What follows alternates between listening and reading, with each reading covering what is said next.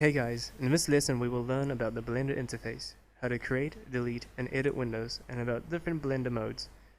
Also, I'll tell you about all the default windows, how to return all settings to default, about side windows, top panels, vertices, and we'll take a look at different properties. Now let's take a look at the windows. To add a new window, pull it by its label. To remove it, pull it back to where it was. You can create a separate window. At this point, it's really handy to have two monitors.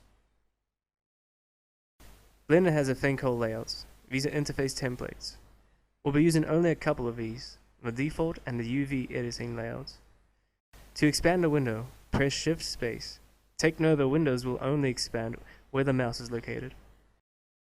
Pressing Ctrl and right or left arrow keys will switch between layouts.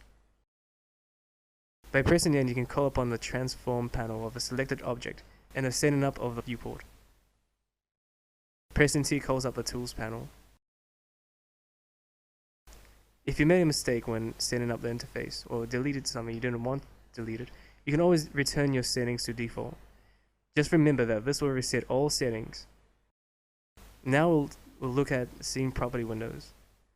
First on the list is rendering and everything that goes with it. Second, third, and fourth are the scene settings.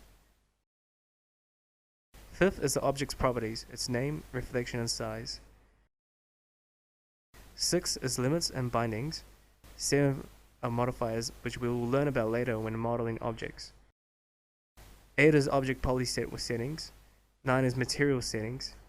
10 is material texture settings. 11th and 12th are particle systems and physics.